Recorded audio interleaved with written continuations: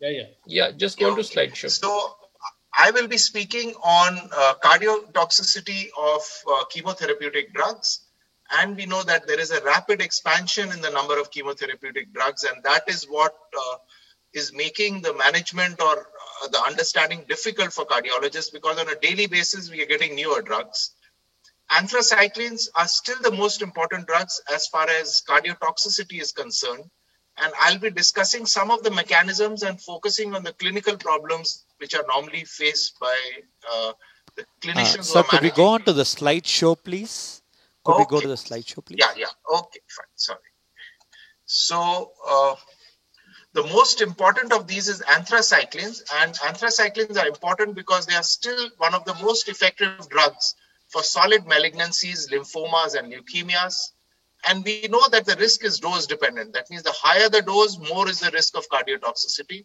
But this is not necessarily true in all patients because the effect is unpredictable and there is considerable variability in susceptibility among patients as far as cardiotoxicity is concerned, and probably other cardiovascular risk factors and genetics plays a major role.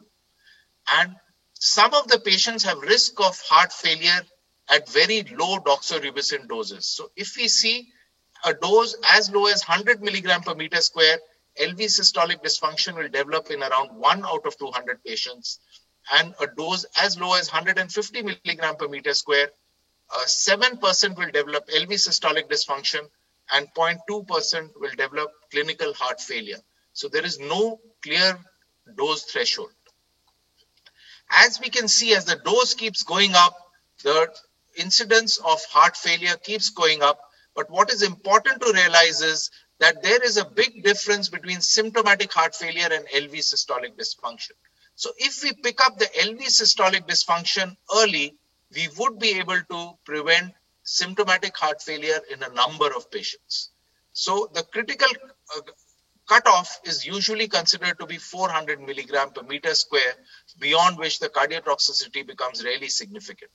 And the cardiovascular risk factors which are important are age more than 65 years or children, female sex, conventional cardiovascular risk factors, simultaneous or sequential treatment with other cardiotoxic therapies, radiotherapy, and these are the cardiovascular other risk factors which increase the risk of cardiotoxicity. So anthracycline-induced cardiotoxicity may be acute, which occurs within 2 weeks of treatment, early onset chronic within 1 year, and late onset with a median of 7 years. But we must realize that although heart failure has occurred at 7 years, had we done an echocardiography earlier, we would have picked up LV dysfunction much earlier. So many of these patients are potentially preventable. So what about early cardiotoxicity? The cellular changes are evident as early as 4 hours after infusion of the first dose of doxorubicin. Usually these early changes cause only transient LV dysfunction and some ECG changes in around 1%. They occur immediately after infusion and these are reversible. There is myocyte. Some of these patients may develop late cardiotoxicity. So can we identify them? Not very clearly, but one marker which suggests that the patient is at risk of late cardiotoxicity is a rise in troponin levels. So what are the mechanisms of anthracycline-induced cardiotoxicity? So we know that how do the anthracyclines act? They act via topoisomerase 2. And topoisomerase 2 is an enzyme that unwinds DNA strands during replication, transcription, or recombination. And anthracyclines bind to this enzyme and they negatively affect DNA repair and decrease protein production.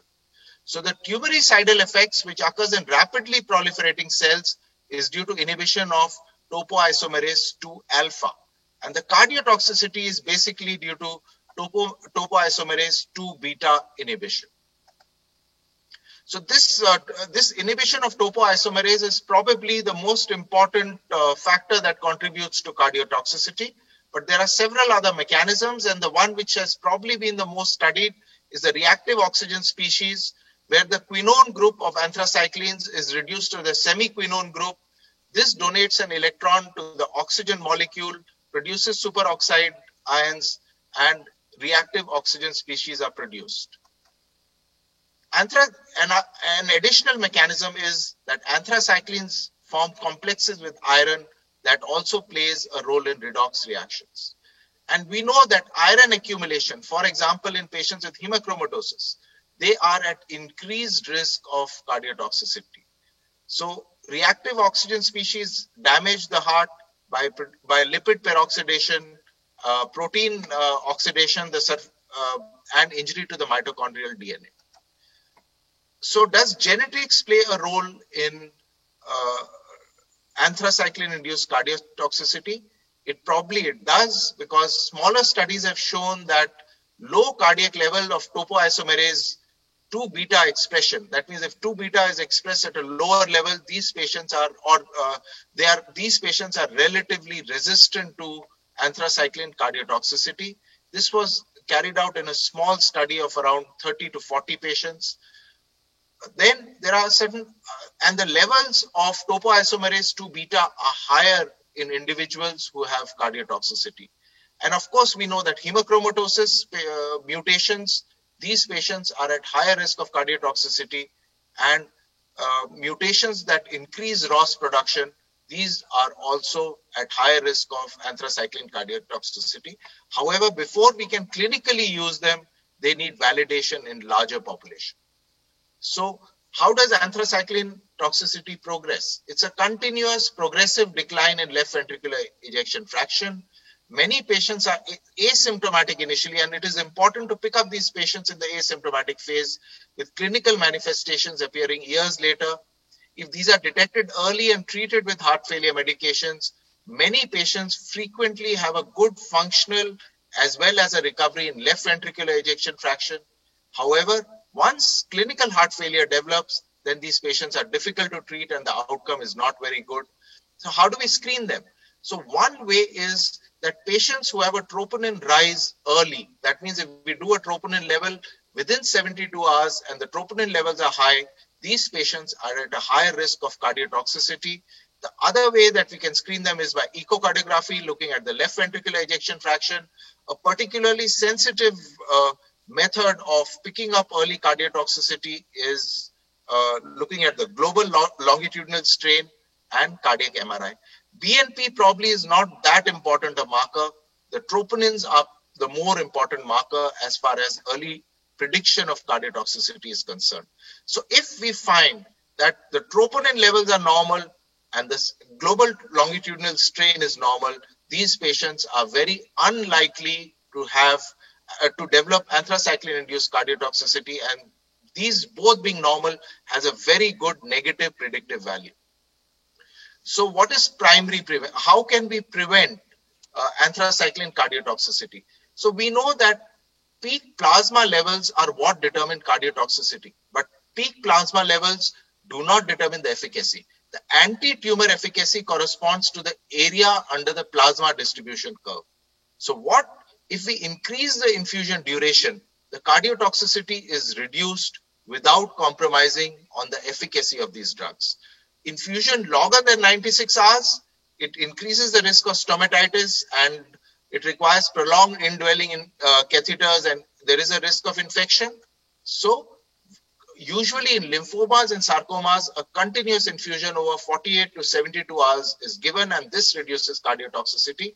However, this does not apply to children with ALL. In these patients, in these children, continuous doxorubicin infusion is not more cardioprotective than the bolus dose. In fact, this is even seen on long-term 8-year follow-up, and this is probably due to different responses in the children's developing heart. So in adults, a longer infusion is cardioprotective. In children, it's not cardioprotective. So in addition to that, liposomal doxorubicin can be given. However, this is expensive. What happens is that the liposomal doxorubicin is restricted to inside the vessel wall of the organs with tight capillary junctions like in the heart, whereas it is more readily able to penetrate into the tumor vasculature. Then dexaroxone has been used in protection and in prevention of cardiotoxicity, and it has been used in breast cancer. It has the ability to chelate iron, and this was the mechanism thought to be the primary mechanism of cardioprotection. However, other iron chelators do not give any cardioprotection. So what has been now shown is that it is the topoisomerase 2 which this binds to the topoisomerase 2 and prevents the anthracycline from binding to topoisomerase 2, and that is the protective mechanism. So meta-analysis was carried out which reduced the incidence of heart failure but did not improve survival in patients receiving anthracyclines. Presently, FDA has approved it only for one particular indication, that is metastatic breast carcinoma in patients who have already received 300 milligram per meter square of doxorubicin. So what about primary prevention? That means before we start the drug therapy and before heart failure has developed, can we carry out some measures which will prevent the cardiotoxicity? So these are small trials, and the Overcome trial was a trial that combined treatment with enalapril and carvedilol, and what was shown was that it prevented left ventricular systolic dysfunction in patients with blood malignancies. And there was a significantly lower incidence of combined endpoint of death and heart failure. It was 6.7% versus 22%. So in patients who are relatively high risk, we can start enalapril and carvedilol.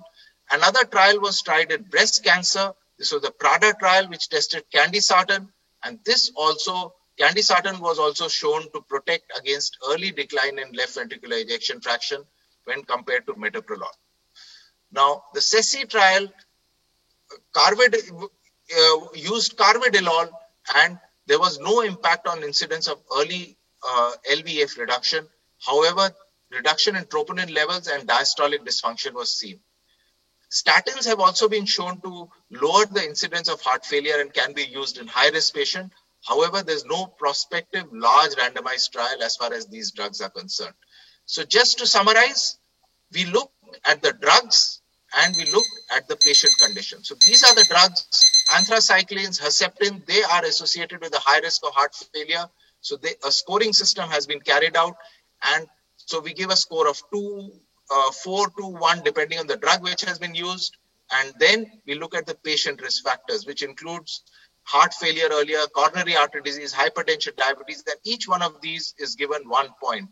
So patients who are at very high risk should be given these prophylactic therapies. Patients at intermediate risk, probably one should use them. And patients who are at low risk do not require these beta blockers and ACE inhibitors to prevent the cardiotoxicity. So what about secondary prevention? So ideally, we must always go in for primary prevention. However, once the drug has been given and certain indicators have occurred, then we should give these ACE inhibitors and beta blockers should be started. So what are the indicators that this patient is at risk for heart failure in future? The most important is troponin leak done within 72 hours of the infusion. Then significant left ventricular ejection fraction drops of more than 10% or a left ventricular ejection fraction of less than 45% and a 15% reduction in the global longitudinal strain. So what about other agents? So other agents which are important in cardiotoxicity are trastuzumab, and this is a monoclonal antibody against a human epidermal receptor 2. It's a tyrosine kinase belonging to the epidermal growth factor family. And the myocardial cells, this is important because it's involved in cardiac repair and response to stress in heart failure. And the blockage of HER2 and HER4, it inhibits the neuroglin ERB beta pathway, and this interferes with cardiohemostasis, which facilitates cardiac repair in response to stress. So whenever there is a cardiac stress, by inhibiting this pathway, the cardiac repair is inhibited. So this, the difference between this and anthracyclines is that this is relatively dose independent and the cardiotoxicity is usually reversible. Structural and functional changes are seen, but cardiac death is rare. If we use concurrent doxorubicin, then the symptomatic heart failure is in 16%. And so one way to prevent is that do not use this along with anthracycline. So once the anthracycline therapy is completed, only then start this. In that case, the incidence of heart failure is less than 5%. Whereas if both are given simultaneously, then heart failure is around 15%. So ideally, to prevent heart failure, we should give a minimum 3 weeks gap between the two drugs. So in contrast to anthracyclines, cardiotoxicity will typically manifest during treatment. We usually do not get late cardiotoxicity.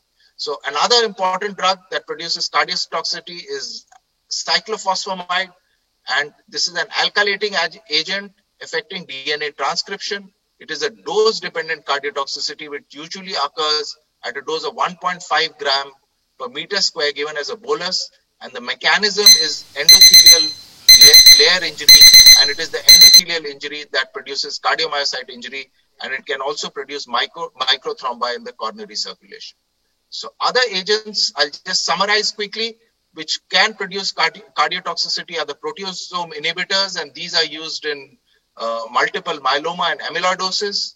They produce only a modest cardiotoxicity because they are involved in the myocardium, because proteasomes are involved in the myocardium in response to cardiac stress, and inhibition of these will produce cardiotoxicity, but the risk is relatively low.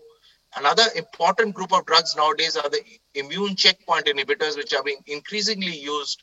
And what they do is that they amplify T-cell mediated responses against cancer cells. And in amplifying this, they also produce cardiotoxicity.